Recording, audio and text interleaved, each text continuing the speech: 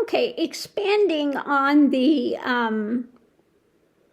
how to stretch your budget. Now, somebody was just saying they eat a lot of legumes and they don't eat meat at all. Well, that's fabulous if you don't have diabetes. If you have diabetes, legumes are very high carb, and for someone like myself, they convert to sugar, just like rice converts to sugar on me, you know. So if you have diabetes, you are more limited with that type of thing. Now, if you're not limited with that, you know, things like rice and legumes, all of that are a good option to use. Now, what I used to also do,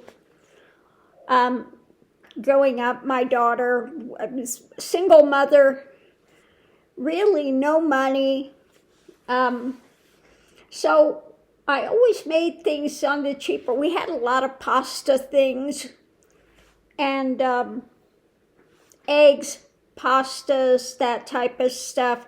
Now, what I would do when I would make food, whatever leftovers we had, vegetables, etc., leftovers, I used a lot of cabbage and stuff, things like that, to enhance soups especially. Cabbage is great when you're making soups, but what I would do, I would have a glass jar, and whatever leftovers we had would go in that, whether it's mashed potatoes, whether it's green beans, you know, whatever it was, would go in that jar, and at the end of the week, I would take that and use that for my soups. So again, it was another good way to extend things.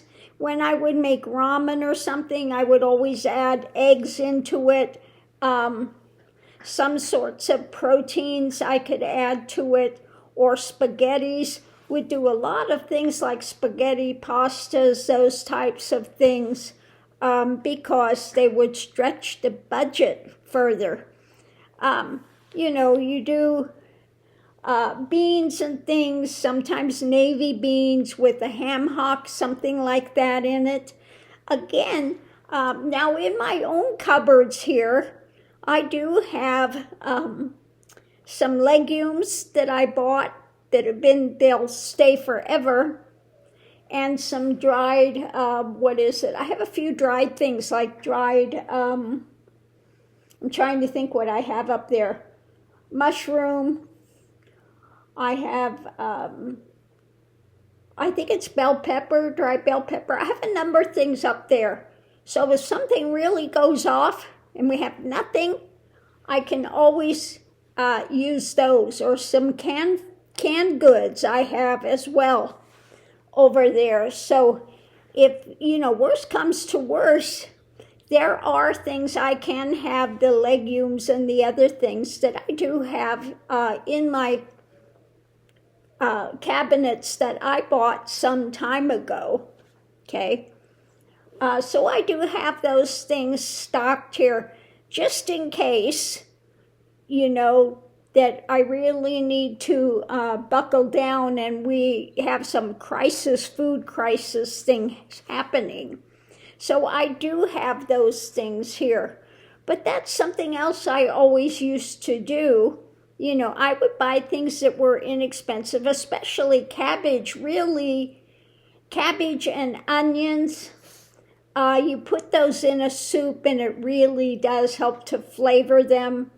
And again, I would call, hey, yeah, we're having stone soup again this time, you know. Whatever you had on hand would go in the soup. We had some very creative, very interesting soups. They were always quite good, okay? So again, that's another way to stretch it. When you don't have a big family anymore, especially if you're living alone, older person, you know, you buy things, you buy a can of corn or beans or whatever it is, you can never eat all of it. it's too much for one person. So you just keep the extra and make a big soup at the end of the week. What do you have to say about that, Miss Lily? Yes, I know. We did not go out today. I don't even know if it's open today. I really don't, Miss Lily. Yeah, so she's trying to butter me up to go out. So maybe I'll just take him out for a drive, if nothing else. And we'll see. So I just wanted to pass those along. Somebody was saying they do a lot of legumes and they're really great for you, plant-based. Well, they're great for a lot of people, but if you have diabetes, anything with high carbs converts to sugar.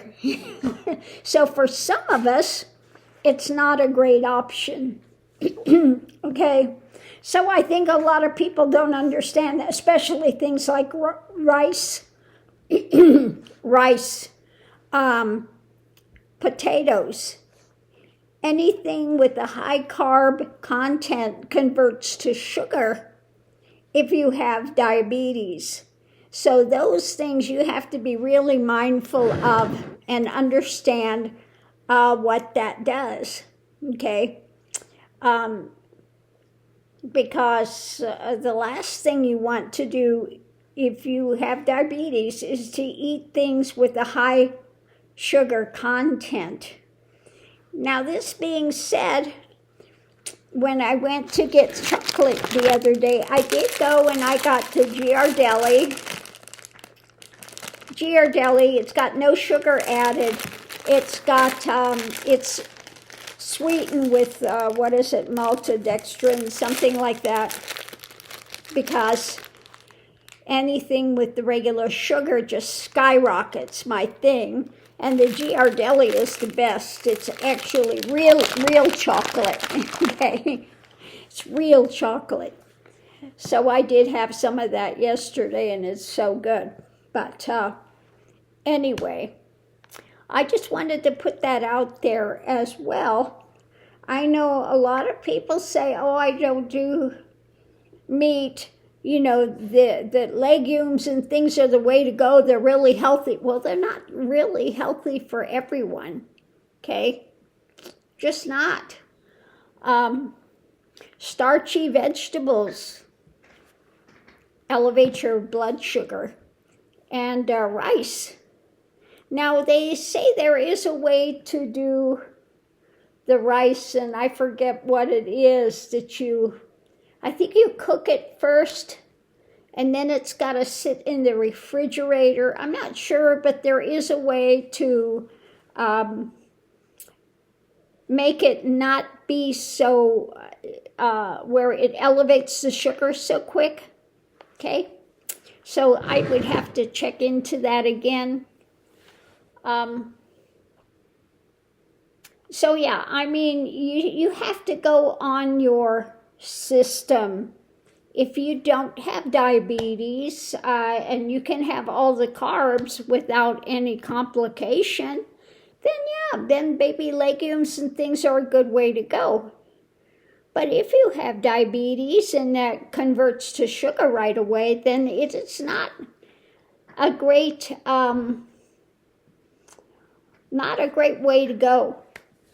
Okay? And then also, if you have an ostomy, you have to be very careful when it comes to what type of vegetables you're eating. They have to be really well cooked. Anything that has a lot of fiber, you don't want. Fiber is not your friend with an ostomy. So that's another thing. If you're somebody that's been eating a lot of raw foods and things, and you get an ostomy, the last thing you want to be doing is having a lot of raw foods, especially things with fiber. And also fruits with skins on them don't break down. I thought like blueberries would be great. Well, the skin doesn't break down, and I would have these like hard circular like rocks in my ostomy coming out, it's the skins. They don't break down. So again, you have to go based on your system, what you can have, what doesn't work for you. Okay? So that's all. I just wanted to put that out there and thought, yeah, this is one thing I used to do that worked really well.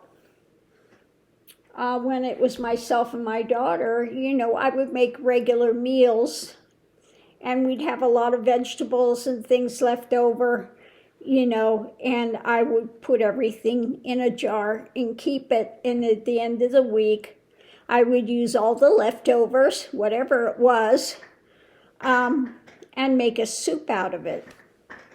So that also worked very good. And again, if you're doing soups, cabbage and onions really do help to enhance the flavors of soups. You really can't go wrong with that. One of the best things, okay, adding cabbage and onions really do enhance the flavors of soups. I love them dearly, but again, something you have to be aware of if you have an ostomy, that you'll find out what foods you can eat, and some of them create gas. And if you have an ostomy, it's going to blow up like a balloon on the side of you. So you have to be aware of what foods for you are causing gas in the system, because you don't want to be walking around and all of a sudden you have an ostomy bag that's blowing up like a balloon. And you look like you're smuggling something, But, so anyway, that's another thing that I just wanted to put out there today. Because again, at these times, it's difficult. But again, soups are a great option. Just save whatever leftovers you have, whatever kind of meat, whatever vegetables, whatever, keep it in the jar at the end of the week. Then you make soup out of it. So that note, I'll leave that here.